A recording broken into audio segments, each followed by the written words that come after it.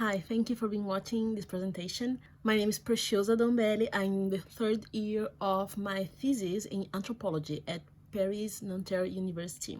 This presentation is called What God Looks Like, Interactions and Communications at the Worship Service at Hillsong Church. Through this paper, I would like to propose a discussion about how the Hillsong worship experience is built in a way that worship meals becomes a space of interaction that transforms the gatherings into a private lived experience.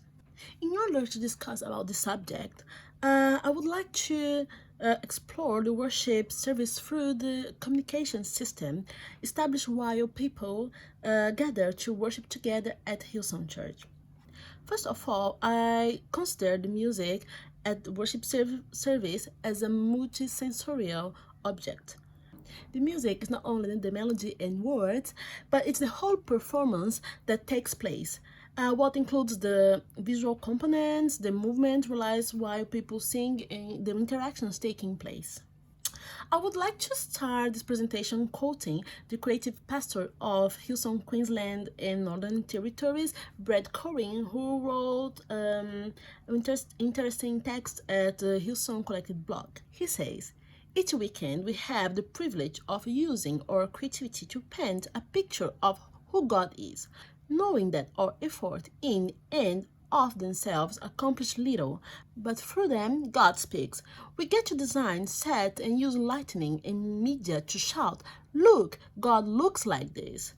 We get to craft music, write poetry, dance, and create art which declares to our world, 'Stop and imagine, this is what God looks like.'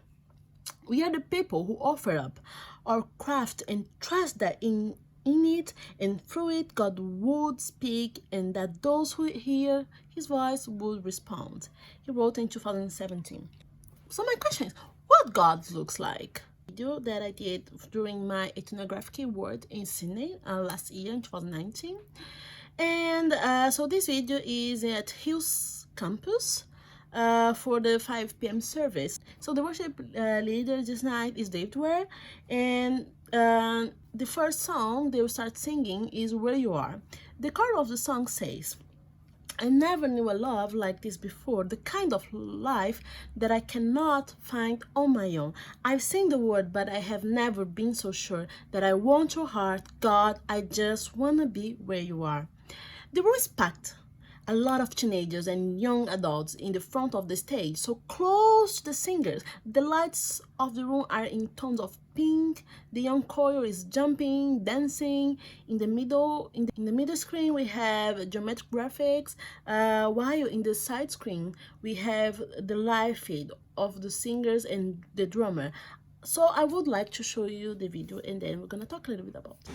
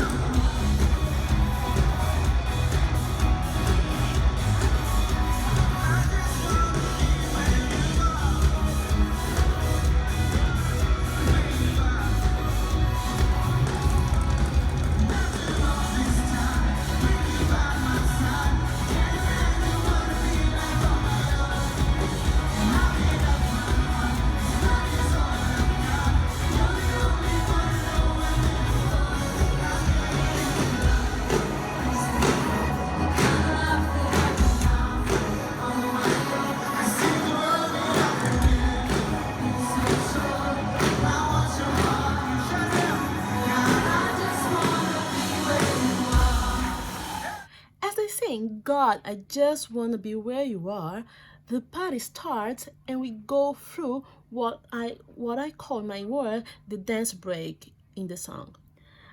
It's a moment of party and joy that came after saying, "God, I just want to be where you are." So does this represent what looks like to be in God's presence for Hillsong Church? Is God's presence equal to intense joy, loud music, dance and warmness. I would like to keep going with a second extract of the video. It's the third song. They did it in the same service, and so I will show you a little bit and do some comments about it. We can observe that the singers, the audience, the lights, and the animation are much more static.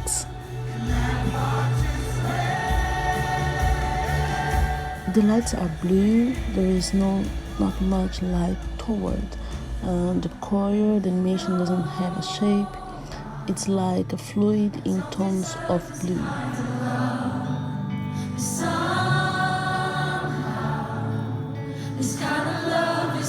In this ambience, we'll keep going until we arrive in the bridge.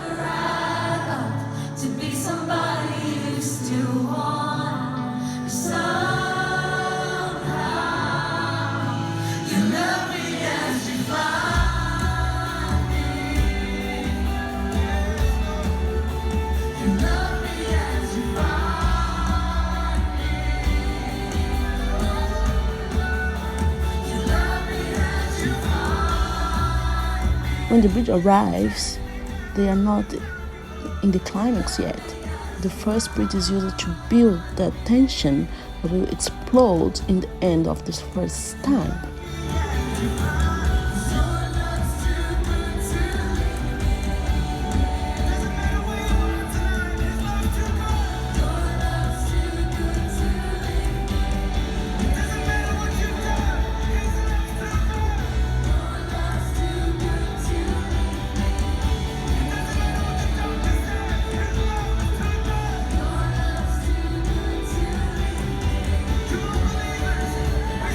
The animation is still on the same tones of blue, however the shapeless image starts to get a little bit of form, as you can see, looking like water in movement.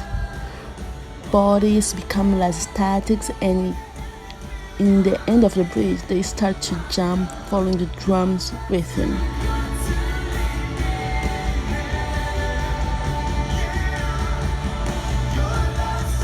At this moment, the color of the animation changed. Suddenly, we have a strong red mixing with the blue tones. The lights turning to the audience are like static too.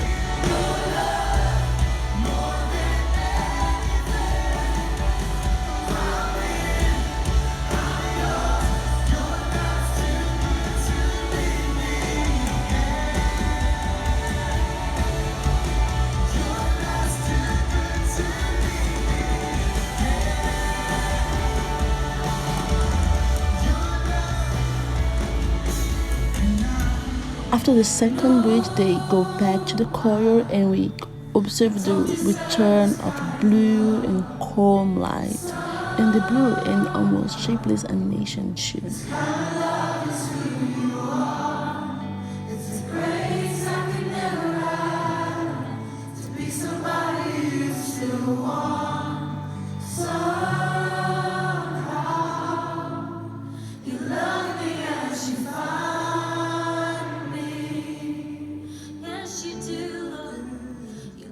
Looking at this video, I can only remember what one of the singers at London campus told me. She said, when you worship, the words make sense and you realize that God is here. As Monique Ingo says in her work, the words are what define what we call the contemporary worship music. The words express their beliefs and the church theology. The words are not chosen only for the aesthetic purposes, but it's the desire of maximizing the transmission of the message that counts. Donald Miller says that the revolution that is transforming the Protestant landscape does not have to do with the content of Christianity so much as it does with the envelope in which it's placed. The gospel being preached is biblical and rooted in the first century, but the medium of the presentation is contemporary and postmodern. My question now is, how does Hillsong make visible what God looks like? The music, as one of the main means to present the gospel, has to be analyzed not only in its sonorous components.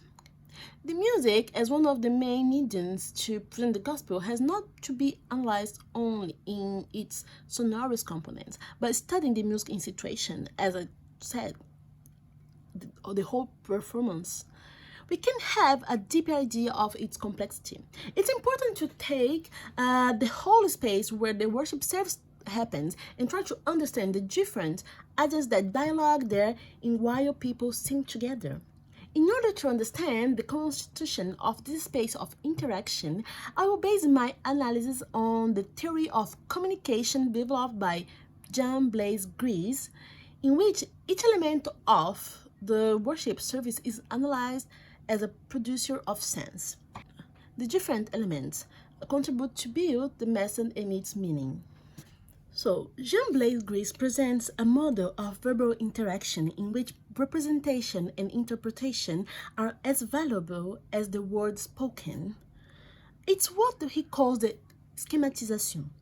The schematization is a construction of meaning when A presents to B his reality and B gives his own interpretation to A speech. These constructions happen at different levels. The meaning given by A and B, the representation for A of what B understood, the meaning given by A and B of the present situation. Goethe says that when A and B communicate, they build a micro-universe. At the moment of worship service, we have a variety of actors that will communicate and give their interpretation to what's being communicated. So at the moment the congregation is singing together, the worship leader and the other singers assume the position of A. But he doesn't construct the discourse alone.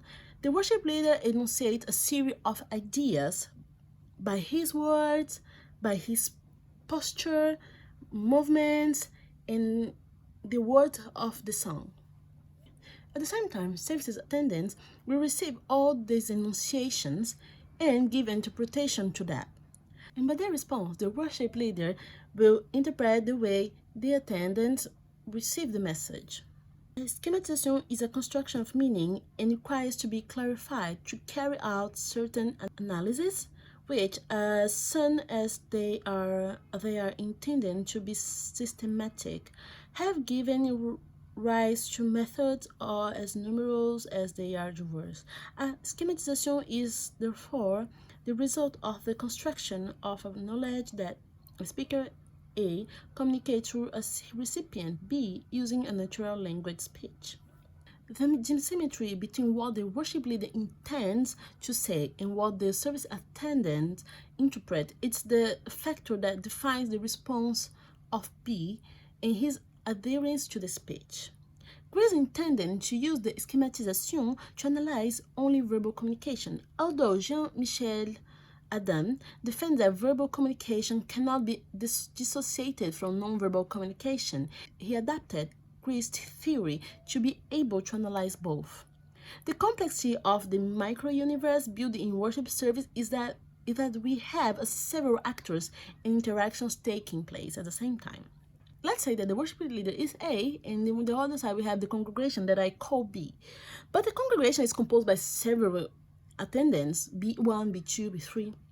On the other hand, we have the screen and the lights, we can say they are C. To give to the attendant a clear image of what God looks like, the different components of this communication system are set up in a way they can maximize the words of the song.